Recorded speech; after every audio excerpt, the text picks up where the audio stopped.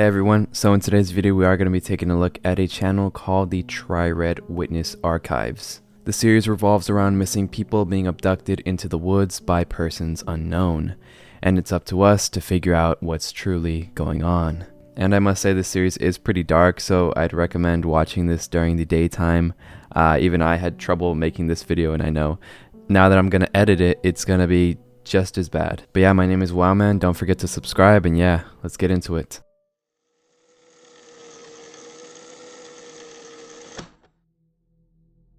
In the first installment, the tape begins, stating TRYRED County Missing Preventable Action Program, partnered with a Smile Fee production company, presents what to do when your child goes missing in a TRYRED park. So right off the bat, the series does start off on a very unsettling note. The fact that a county had to make a PSA tape for children going missing in their parks means that there have been a lot of children that have gone missing as of late. The tape proceeds and we are introduced to a program the city has created called the TCMPAP, also known as the TRYRED County Missing Person Action Program. The tape continues to detail how the purpose of this program is to help guide you with finding your missing loved ones. Dealing with a loved one missing is a hard thing to deal with. Hopefully, with the help of TCMPAP can guide you into a scenario of how to deal with finding a missing loved one.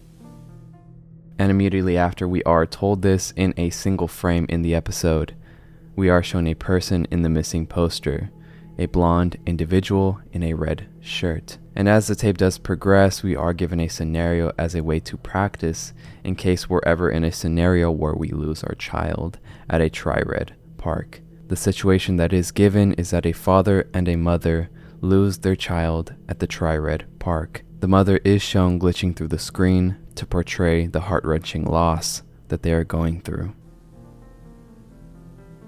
The mother remembers the four. Then saying how the father keeps his composure because he remembers the 4 easy steps to find his daughter. And as for the 4 steps that are given, they progressively get more and more strange. Number 1, remain calm. Number 2, stay exactly where you last saw her. And this is where it starts to throw me off, because staying still exactly where you last saw her doesn't seem like a very good idea, because if your child does go missing, time should be of the essence and no moment should be wasted. And number 3, describe to the park ranger what they were wearing. And then we are told to describe what the child was wearing at the time of them going missing, but then the rangers start to glitch out, revealing extremely distorted faces. And in the last step, it becomes extremely eerie and unnerving. Number 4 is accept that you will never see her again.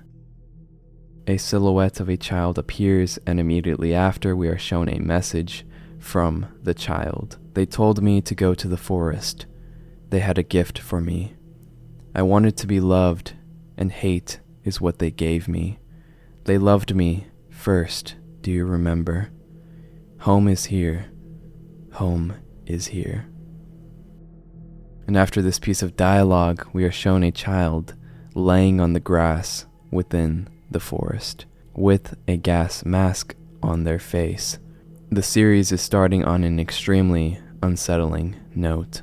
Only 2 minutes into the first episode, and we have already uncovered that children have been disappearing at a park called TRYRED Park.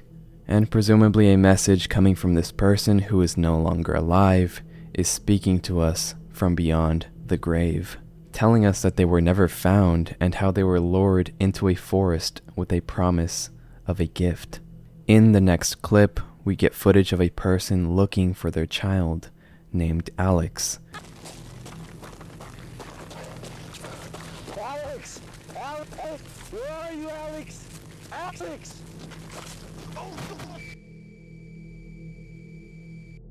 With the missing poster in their hands, they run around the woods in complete despair, in hopes of finding their child. But they do not find their missing child, but instead they find something far worse. Instead, they find a group of 4 people with masks on, hiding within the forest. Alex's abductors. The episode resumes and concludes with the PSA. TRYRED Witness Archives. Here at TRYRED Witness Archives, we are here to help find you. The TRYRED Witness Archives sets the tone for the entire series going forward, with a clear threat, and the victims harmed by this threat hiding in the woods. Now, what does make me curious as we do venture further into this series is the fact that it seems like no one is able to stop these people from kidnapping children. These people can't be unstoppable. I mean, they're just people. Or perhaps there's something more. Perhaps this mystery goes deeper than we can imagine.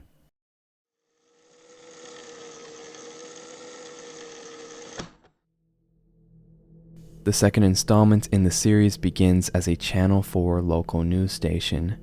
Coming up on the channel is a TV program for children called Bath Time with Mr. and Ms. Scrubby. The program begins and it features two sock puppets singing about bath time. Kids, welcome to another episode of Bath Time with Mr. and Mrs. Scrubby. Mr. and Mrs. Scrubby address their audience of children and begin today's lesson, learning how to love yourself. What's wrong, Mr. Scrubby? Why you look so down? Oh, I just can't make any friends. Mr. Scrubby details how they've been undergoing bullying at the... Sorry, that's just so funny. Mr. Scrubby details how they've been undergoing bullying and that kids are saying he smells like a dirty old sock. Oh, I just can't make any friends. They say I smell like a dirty old sock. Poor Mr. Scrubby. I think Mr. Scrubby is a fine gentleman. You don't smell like a dirty old sock. Ms. Scrubby details all the ways that Mr. Scrubby can love himself instead, and they all include different ways of cleaning yourself. But Ms. Scrubby has one more tip for every child watching the program to follow, if you, quote, want to truly love yourself. And what Ms. Scrubby does say to their audience of children is something very inappropriate and, quite frankly, disgusting. And number 4, the most important part of all these steps. If you truly want to love yourself, kids, always... But because I don't want to leave your guys' curiosity to wonder as to what Miss Scrubby says to their audience of children, I will put this in the most censored way possible. What Miss Scrubby is telling children watching the program to do is to damage themselves. And then there is a picture put up on the screen of somebody doing that, but I will definitely not be including that in this video for a variety of reasons. But if your curiosity is really that insane, I do have the video linked in the description below, so. It truly establishes an even darker tone than the previous episode. Imagine you're a child watching this program and one of your favorite TV characters tells you to do that to yourself. I can't imagine what that would do to a child watching a program like this. It's truly sinister as to how this program was even allowed to air. Mr. Scrubby then asks Miss Scrubby how they came up with this idea, referring to the censored advice just given. Oh, gee, Miss Scrubby. Thanks. Where did you ever learn these wonderful tips? I learned it from the best people I know. They are my 4 best friends. And they mean a lot to me. And Miss Scrubby says that they learned it from the 4 best people that they know. And if we do turn on the closed captioning, a piece of text does reveal itself, saying, "It comes in 4s, and you will be too." And this is referring to the 4 people that we saw in the woods that are stealing children at TRYRED Park. But then Miss Scrubby says this, "They're always inside." Immediately after, the tape distorts. And it's there where we see a sigil that was carved onto the mask the child was wearing in the previous video. And this sigil is presumably the sigil of the 4 people that are kidnapping and not aliving children. The video proceeds with Mr. and Mrs. Scrubby, but as they are performing their final song, the words at the bottom of the screen change. They change from rinse, wash, repeat to feed, forgotten, repeat.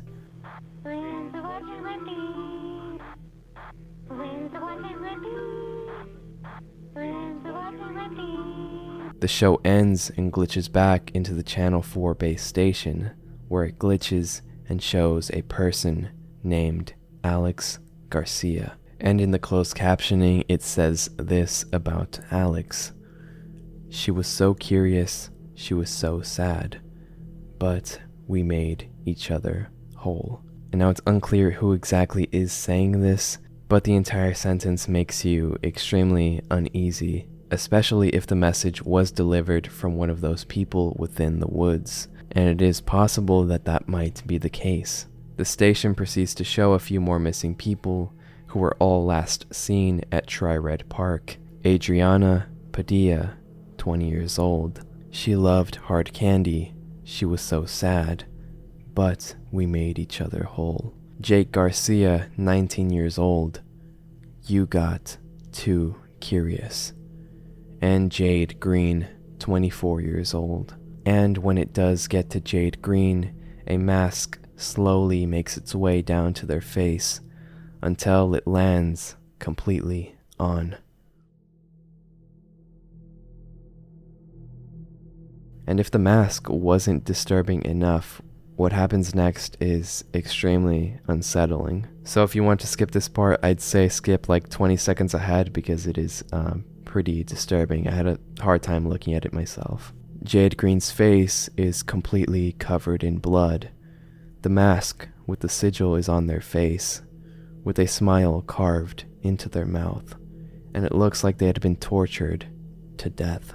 Jade's face warps back to normal, but as the video concludes, Jade's picture smirks at the camera with an evil grin.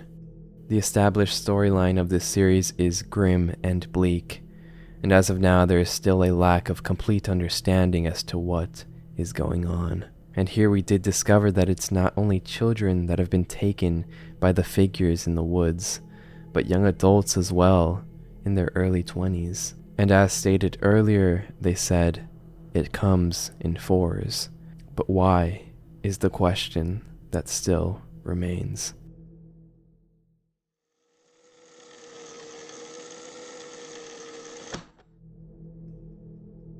The episode begins and we see the logo of the TRYRED County Missing Person Action Program from the first episode. And what precedes is a look at the database that the program has at its disposal to aid them in searching for the missing people that have gone missing in TRYRED Forest. The person accessing the files searches for someone with the last name Hernandez, subsequently clicking on a person named Gabriela Hernandez. And at first glance, looking at this piece of text that is Gabriela's file, it is extremely blurry and pretty much impossible to make out what it says. But going into the description of the video does reveal what the file does say. Gabriela, 18, was having a house party for her birthday. A head count of around 15 to 25 people were in attendance. A close friend kept an eye on Gabriela because, as witness stated, Gabriela acted a little emotional whilst under the influence. Witness accounts state Gabriela was acting very strange, not really mingling with her peers. Strange actions of hers of that night included silence, lack of emotion, pacing around, staring out of her window. Last known to her peers, Gabriela was staring out her living room window into the TRYRED Park woods. Promptly sits back down onto her couch for 10 minutes, stands up and states, "Okay, I'm going to blank myself now," and walks towards the woods. Friends did not think to follow since this is something Gabriela was known to act under the influence. Gabriela was not seen since. So from this segment, we do learn that there is something in those woods that is manipulating the behavior of people that go near the woods. Similar to how the TV show was attempting to manipulate the children watching the program into doing horrible acts. And just a quick PSA, if you are going to be under the influence, please do so responsibly and around people that you trust. I know you guys know this, but I do just want to emphasize the importance of staying safe. So please stay safe And what follows is a job interview of a person named Ethan Hernandez, presumably a relative of Gabriela Hernandez, taking place on March 28th, 2022. So Ethan does talk about how they just graduated and majored in criminal justice. And describe your work experience. So I just graduated college. I got my criminal justice degree. And I really want to help out my town. Everything's kind of been crazy, and I kind of want to get to the point. And Ethan does state that he is trying to help the town with the amount of disappearances that have been happening in the area, saying that their dad was also on the case as well, but passed away before they could solve it. And then the interviewer proceeds to ask Ethan if they're anything like their father. Are you anything like your father? Very hard-headed, stubborn, is willing to go to the extent to make sure that this company is successful in finding missing people. So, in short, do you think you have what it takes just like your father? I'll follow up to his legacy. And I will get to the even if it kills me. And then that's when the interviewer asks Ethan for a time that they had to be a leader of a group, to which Ethan responds with a story from their youth. Ethan says that they went on a camping trip, and on that trip their friend Jade got stung by a bee, and Ethan had to jam an EpiPen into his friend's thigh to save their life. One time, a couple of friends and I went camping, and everything was going good until my friend Jade got stung by a bee. And most of my friends are, I guess you could say, squeamish. So I had to get an EpiPen and jab her in the thigh. And cutting away from the interview for a second, the person that did get stung by a bee was a person named Jade. Jade is the same person that did go missing in those woods. And so for the rest of the interview, it is fairly basic interview questions. That is until the interviewer says something quite insane. The interviewer tells Ethan that within the town, people have been going missing every 40 seconds, and it has caused a panic within the town. People have heard about the 40-second occurrences. You know, people here get scared about that fact. People missing every 40 seconds must be a lot to deal with, especially since you're working hands-on with that fact, you know. I'm sorry, but just every 40 seconds, that seems like too much. So just doing some math really quick, there's 86,400 seconds in 24 hours. So if people were going missing every 40 seconds, in one day, 2,160 people would go missing every single day, which is unbelievable. Ethan concludes the interview by saying that they will be the one to slow down the rate at which people have been going missing. After Ethan's interview, we are shown the work instructions now that Ethan has been hired. And in here we can see something called Project Alex. And Project Alex is named after Alex Garcia, and we can assume that Alex's father, Mayor Garcia, was the person screaming his child's name in those woods back in episode 1.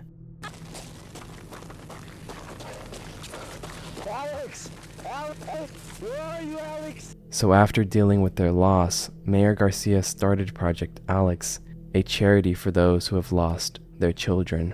And what follows is one of those online educational trainings that you have to do for pretty much every job now.